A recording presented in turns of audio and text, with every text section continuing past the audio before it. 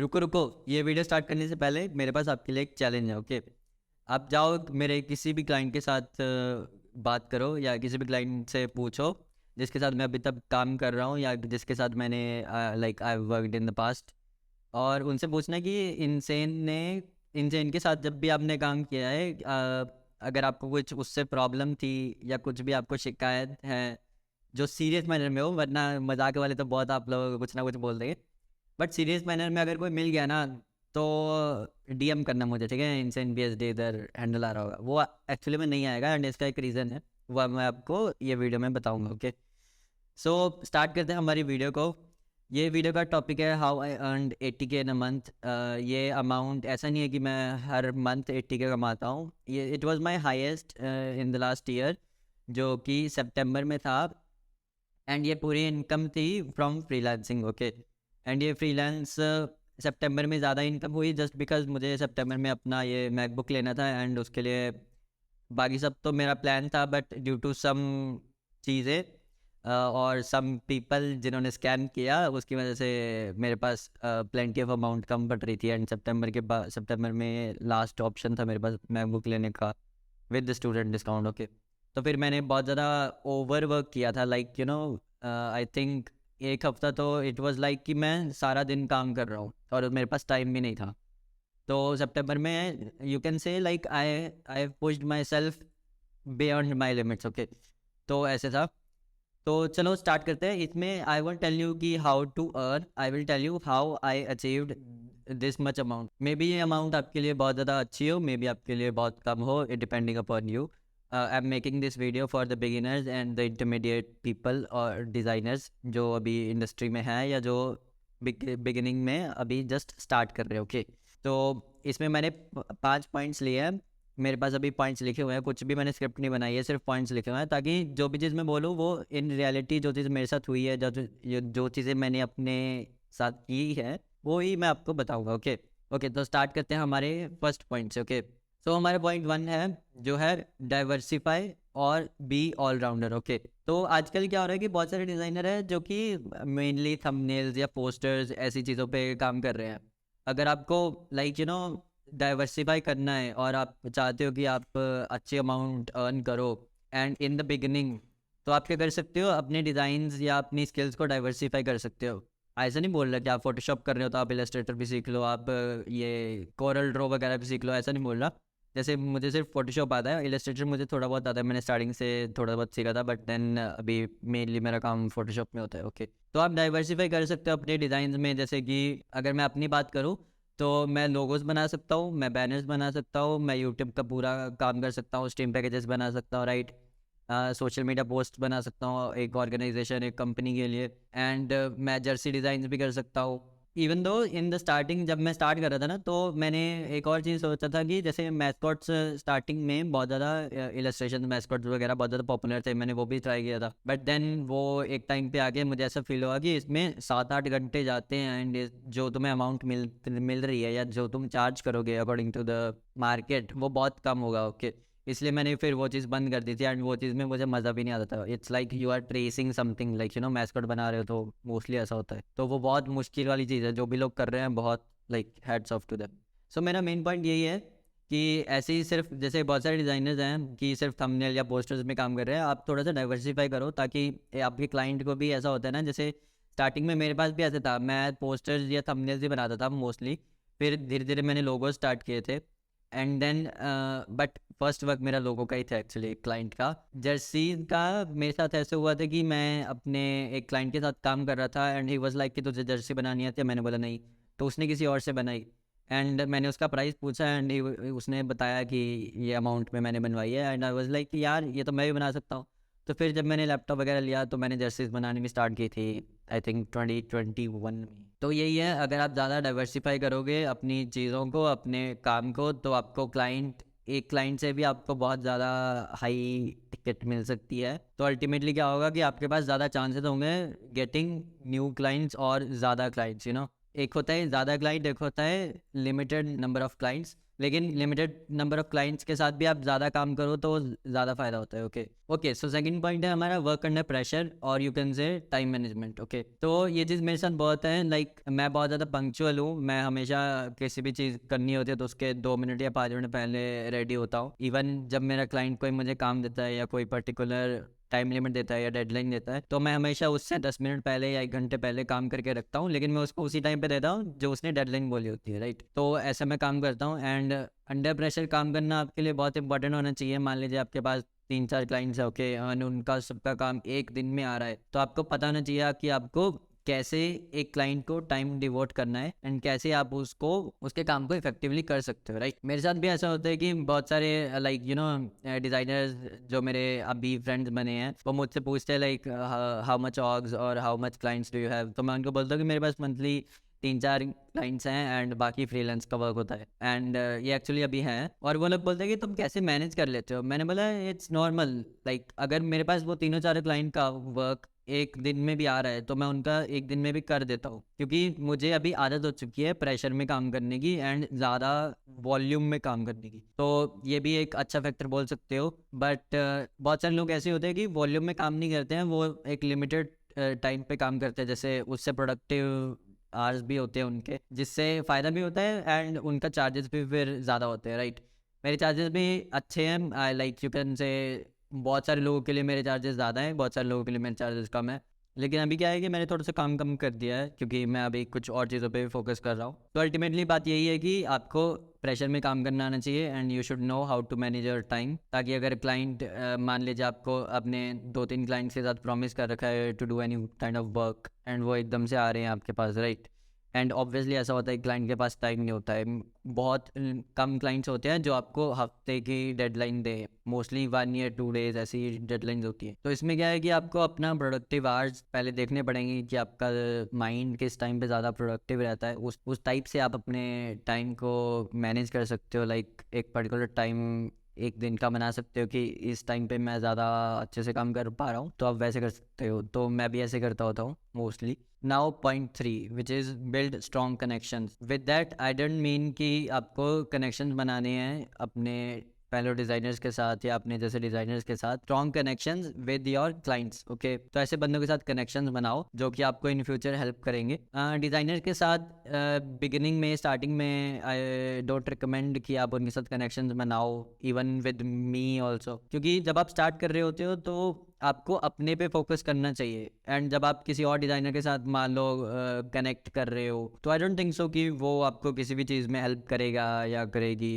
And जब मैंने start किया था फॉर द फर्स्ट 2 years मैंने ऑलमोस्ट सभी डिज़ाइनर्स को फॉलो कर रखा था जो अच्छे अच्छे थे। एंड उनमें से बात मैंने की होगी, मैंने सामने से बहुत कम लोगों को मैसेज किया होगा, जैसे एमलेट को 1-2 बार किया था just to know about the PC specs and all ऐसे। एंड जो दूसरे डिज़ाइनर्स थे, 1-2 बंदे का मेरे पास मैसेज आया था, मैंने रिप्लाई दिया था, बट इतना अच्छा स्ट्रॉन्ग कनेक्शन वगैरह कुछ नहीं था, क्योंकि जब आप स्टार्ट कर रहे होते ना आपको अपने पे ज़्यादा फोकस करना चाहिए इन माई ओपिनियन। एंड इवन बहुत सारे लोग हैं, डिज़ाइनर्स हैं, जो जब भी पोस्ट डालते हैं दूसरे डिज़ाइनर्स को टैग करते हैं, मुझे भी टैग करते हैं, जो कि ठीक है, but I don't think so कि आपको टैग करना चाहिए, क्योंकि उससे क्या होगा कि ultimately you are exchanging followers, right. But मान लो क्या एक डिज़ाइनर के पास 600 फॉलोअर्स है, एक डिज़ाइनर के पास 1000 फॉलोअर्स है, ओके, बट जो 600 फॉलोअर्स वाला है उसके फॉलोइंग में डिज़ाइनर्स हैं 3-4, बट 1000 वाले में 400-500। तो ज़्यादा चांसेस किसके हैं, किसके पास क्लाइंट्स आएंगे? अगर आपके पास डिज़ाइनर्स ही फॉलो कर रहे हैं आपको इंस्टाग्राम पे, तो आपको क्लाइंट्स थोड़ी ना फॉलो कर रहे हैं। और डिज़ाइनर्स आपकी पोस्ट रीशेयर वगैरह जो भी करते हैं, ठीक है, मैं भी एक आधे की कर देता हूँ, बट मैं मोस्टली नहीं करता, क्योंकि मुझे अच्छा ही नहीं लगता। तुम रीशेयर कर दोगे ठीक है, बट उससे कोई दूसरा डिज़ाइनर आपको फॉलो करेगा, but not the client, right. तो जब मैंने स्टार्ट किया था मुझे फॉलो कोई डिज़ाइनर मुझे फॉलो बैक बहुत कम करता था। I had only 3 to 4 designers, I think उनमें से एक ही बंदा अभी बचा है जो है रोमित रॉय, बाकी तो आई थिंक सभी डेड हो चुके हैं। तो उस चीज़ का आई डोंट थिंक सो कि फ़ायदा होता है, क्योंकि मेरे आई थिंक 400-500 फॉलोअर्स थे एंड उनमें से 4-5 डिज़ाइनर्स मुझे फॉलो करते थे, बाकी सब नॉर्मल बंदे थे जो ई स्पोर्ट्स के बंदे थे या जिनकी ऑग्स थी छोटी मोटी।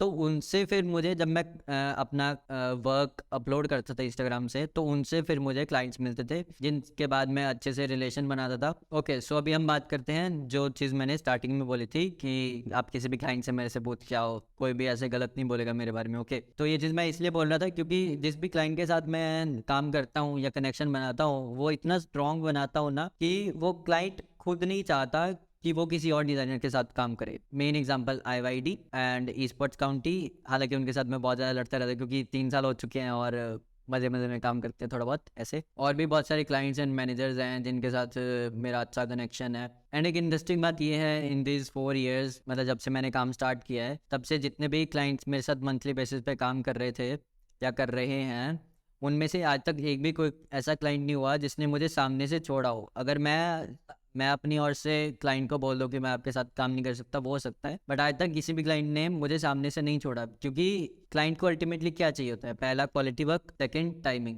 कि जो भी डेडलाइन वगैरह उसने दी है, मतलब कि आप टाइम पे काम उनको दे रहे हो। ओके, तो ये सब चीज़ों से क्लाइंट के लिए ना आप थोड़े से एडिक्टिव हो जाते हो। तो जब आप एडिक्टिव हो जाते हो तो क्लाइंट किसी और डिज़ाइनर के पास जाता ही नहीं है। मोस्टली ऐसे होता है, मेरे साथ भी ऐसे होता है। तो ये चीज़ आपके लिए एक प्लस पॉइंट होता है, राइट? तो चलो फिर चलते हैं हम पॉइंट 4 पे। नाउ हमारा point 4 is respect every client. Mostly ऐसा होता है कि हम डिज़ाइनर्स के दिमाग में, लाइक मेरे दिमाग में भी पहले ऐसे होता था कि जो भी अच्छे क्लाइंट्स हैं या जो भी क्लाइंट्स का नाम बड़ा है या जो बड़ी ऑग्स हैं, राइट, बड़े यूट्यूबर्स हैं, उनके साथ तुम काम करोगे तो वो तुम्हें ज़्यादा एक्सपोजर मिलेगा या तुम्हें ज़्यादा पैसा मिलेगा, right? But I don't think so कि वो चीज़ इतनी होती है। क्योंकि डिज़ाइनर्स, या ये चीज़ मेरे साथ भी पहले हुई थी कि you need to respect every client, right? जैसे मान लो कोई न्यू यूट्यूबर है, उसके 0 सब्सक्राइबर्स थे, वो आपके पास आया है and he wants some sort of thumbnails, and उनके लिए आप क्वालिटी डाउन कर रहे हो for the same amount. But वहीं पे अगर कोई बड़ा यूट्यूबर है तो आप उसके लिए क्वालिटी लेवल बेस्ट करोगे, अपना बेस्ट दोगे, राइट? बट ये चीज़ आपको आई थिंक नहीं करनी चाहिए क्योंकि मोस्ट ऑफ द डिज़ाइनर्स के, लाइक स्टार्टिंग के डिज़ाइनर्स के दिमाग में ऐसा परसेप्शन है कि जो बड़े क्लाइंट हैं वो आपको ज़्यादा पे करते हैं। बट अगर आप बड़े यूट्यूबर्स के साथ जो भी डिज़ाइनर काम करते हैं उनको जाके पूछो और उनके चार्जेस पूछो कि वो यूट्यूबर्स या जो भी क्रिएटर है वो आपको कितना पे करता है, तो आपको रियलिटी पता चलेगी। बहुत कम यूट्यूबर्स हैं जो अपनी थंबनेल्स वगैरह पे ज़्यादा फोकस करते हैं। उनको क्या चाहिए कि नॉर्मल अच्छा सा थंबनेल बना दो बस, और उनका चार्जेस भी कम होंगे इंस्टेड ऑफ दिस। जो और उनके चार्जेस कम वो लोग इसलिए करते हैं क्योंकि वो लोग यूट्यूबर्स हैं, उनको हमेशा हर महीने हज़ारों मेल्स आते होंगे कोई ना कोई डिज़ाइनर के, तो अल्टीमेटली उनको मार्केट का एक लेवल का प्राइस पता होता है, राइट? एंड जो न्यू यूट्यूबर होता है या न्यू क्लाइंट आपके पास पहली बार कोई वर्क करवाने आता है, उसको मार्केट के चार्जेस का पता ही नहीं होता, तो भी वो मान जाता है, वो ज़्यादा नेगोशिएट नहीं करते हैं। अगर आप उनको भी अच्छे से अपना वर्क नहीं दोगे, क्योंकि जो भी क्लाइंट आता है वो आपके पोर्टफोलियो या अपने इंस्टाग्राम को देख के आता है, तो अल्टीमेटली वो फिर क्लाइंट जाएगा ही, आपके पास स्टिक तो करेगा नहीं अगर आप उसको अच्छा वर्क नहीं दोगे। अच्छा, एंड वही चीज़ अगर आप किसी और बड़े यूट्यूबर के साथ कंपेयर करोगे तो उनके पास तो हज़ारों ऑप्शन है, वो कभी भी आपको रिप्लेस कर सकते हैं किसी भी डिज़ाइनर के साथ, है ना? तो always respect every kind of client and उनको अपना बेस्ट काम दिया करो।